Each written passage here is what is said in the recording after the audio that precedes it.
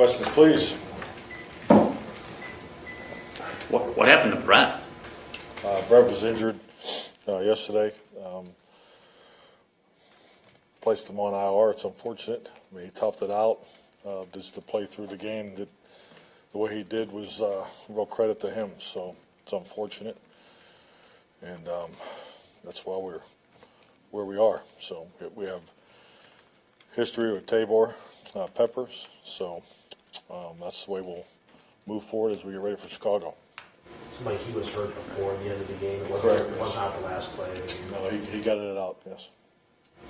Beneficial to It's have outstanding, huh? Beneficial to get a guy in that at least has worked here before. Yes, I just had an opportunity to meet with Ron and Jason here just right before I come in. So, yeah, it's an unfortunate injury. I mean, obviously Brett's a staple in our locker room, and it's just the relationships that he has. But I can't say enough about him pushing through.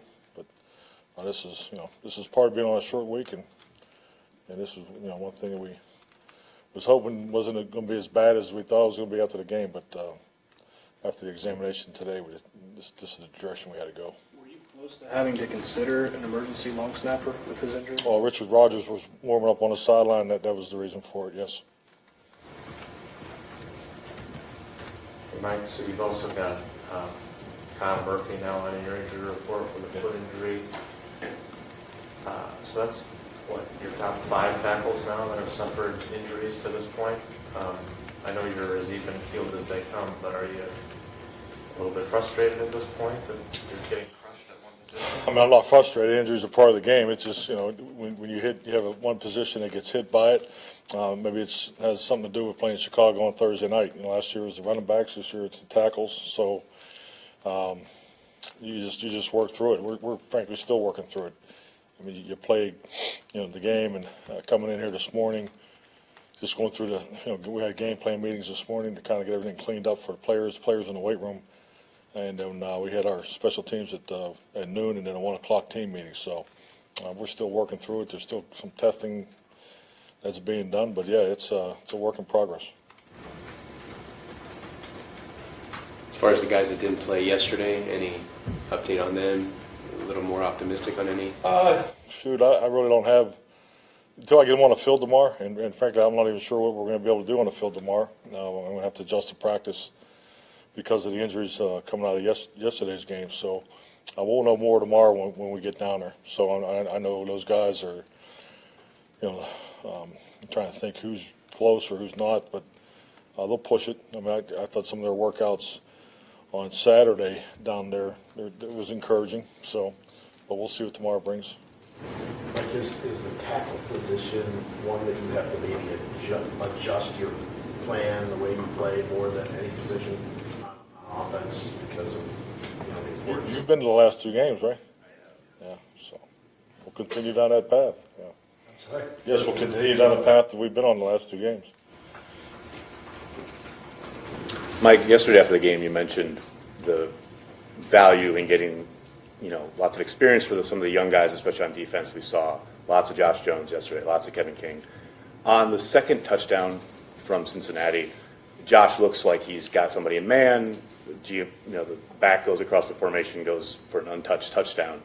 Is that a point where, obviously it's a great teaching point, it's not about assigning blame, but is there lots of value there where, okay, that's a big mistake, regardless of who's to blame? Those are the things that you'd rather have them happen now in September rather than November, December when you're making a push. Well, I mean, you got a couple components, a couple different questions in your statement here. I think, first of all, be careful on the evaluation. Particularly that particular play, that was not Josh's responsibility. But if you second part, if we're going to make mistakes, rather must make them today than December. Yes, that's definitely. I thought Josh did a lot of good things in the game.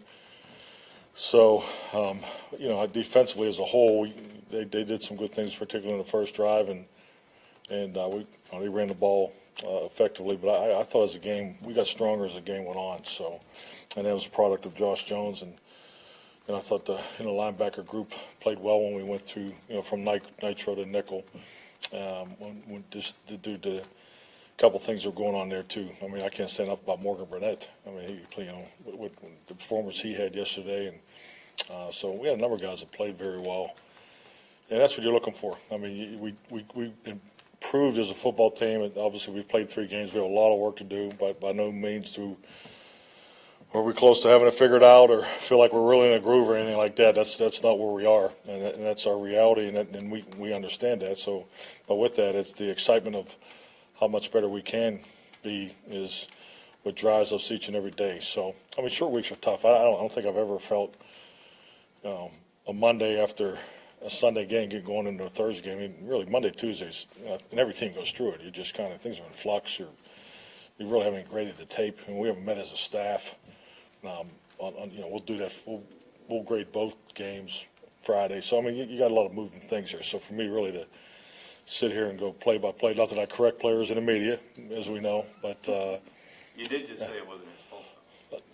well, but I just said I didn't watch the film either.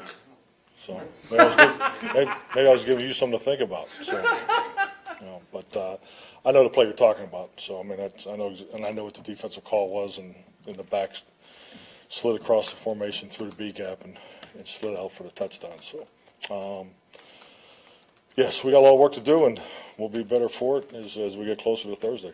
Mike, you did talk yesterday though about the benefits of playing young guys, and you've never been afraid to do that. Sometimes you've had no choice but to do that. So what are the benefits that you'll get for Kevin and Josh by what they did yesterday? Experience. I mean, just let alone experience and the ability to compete. Against the Cincinnati Bengals, or it'll be the Chicago Bears. I mean, it's hard every week. The competition is the best of the best. So, anytime you can get your young players in there and get that experience, we had a tough game yesterday because of the heat. We're going to play Thursday night, so rotation, play time, all those factors. Them having 11+ minute. The ball for time of possession in the first quarter. So, I mean, you look at all those things, and really, we were going to put Jamal in earlier in the first quarter. Then, I pulled him out because the offense hadn't been on the field for more than 3 minutes. So, I mean, those are all the kind of things that's why you have long meetings, but the plan is to win the game. But you're always very cognizant. Well, I mean, I always have been of getting these younger players in early because face it, when we get to November, December, there's a very high probability that these guys are going to be playing major roles in these game plans and in these big games. Mike, we've seen Morgan Burnett's versatility in the box as a sub-package linebacker, obviously. What is it about him at that slot corner that he gives you there specifically? I'm sorry, what was the second part? What is it with him, that slot corner, that he gives you at that spot specifically? What do you like about it? Slot corner? You talking about the nickel position? Yeah. Nickel position? I mean, I think it says an incredible amount about him as a football player. I mean, anytime you take one of your safeties and put them inside, and play the sub linebacker position, I think that shows versatility, then ability now to bounce out to the nickel. I think it's an extraordinary opportunity for Morgan. Plus, he calls the defense. I mean, he carries a ton of responsibility for our defense, and he's just a heck of a football player. I mean, he's one of my all-time favorites because it's just the way he goes about his business. He carries a ton of credibility in the locker room. And more about not what he says, the way he goes about it personally and professionally. So, and he's a 4-position player now on our defense. Does he still call your defense when he's in that nickel corner spot, or is that? It's a lot of extra running. Yep, sure does. And that's tough duty. Mike, when it comes to third down percentages, you guys are right up near the top of the league in terms of third down conversions. What plays I into think we're that? fourth, right? Tie for third, maybe, or fourth. 3 or 4, whatever it takes, right? Yeah. What goes into having such a success rate there, given the struggles on the offensive line and the shifting bodies up there? Well, I mean, everything we do starts protection first. I mean, regardless what down and distances. So, I mean, that's the way the passing game has always been built. Third down, and I agree with the statement. It's the toughest down in football.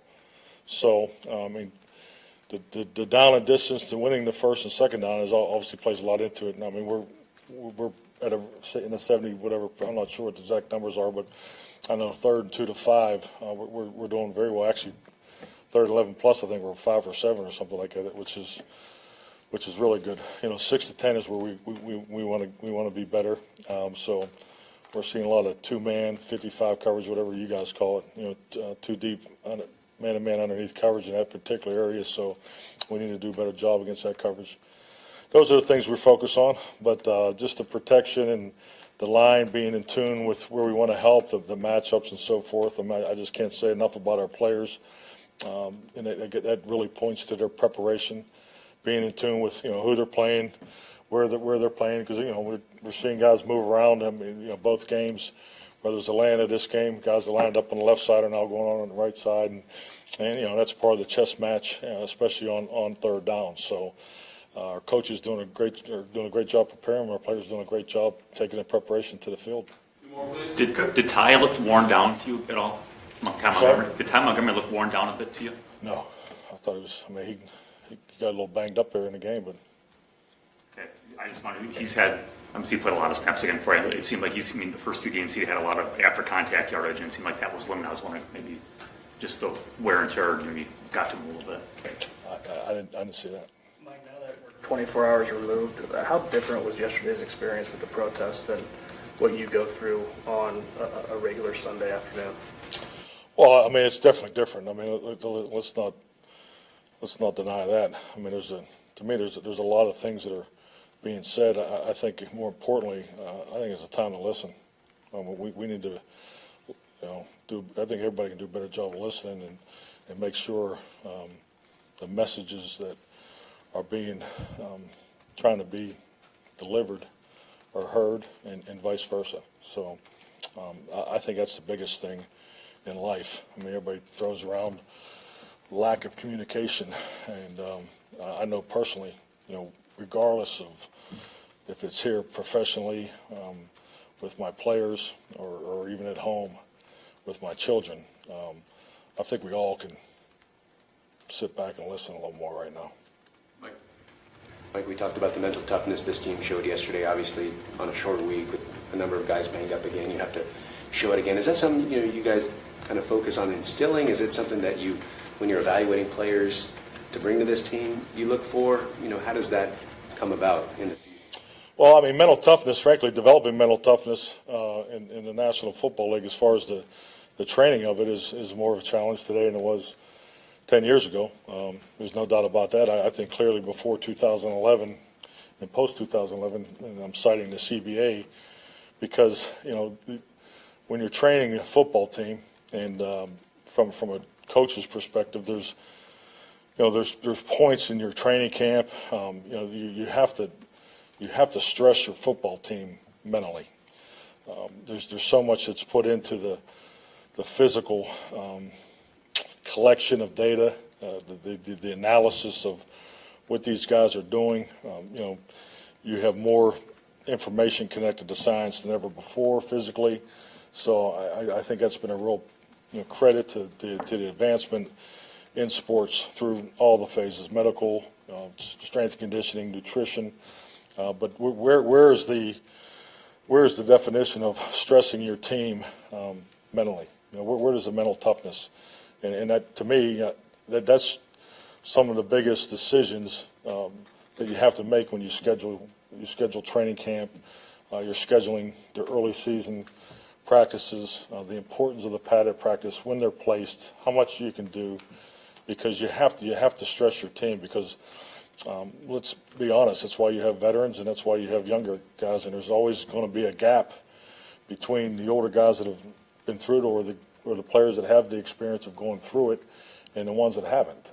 That's just the nature of our game. It's the nature of this business. So it starts an evaluation process, is obviously part of their resume coming out of college. But I think once you get them here, how you train your teams is very important. And I know the question that I always ask, whether I'm meeting with the different areas that are involved, strength conditioning, assistant coaches, or anything, and what's the volume that we're going to work here, or what the focus is. The question is, okay, now where's the stress at? Where's the mental toughness? Where's the push here? Because so much is made of injury. There's so much focus on injury.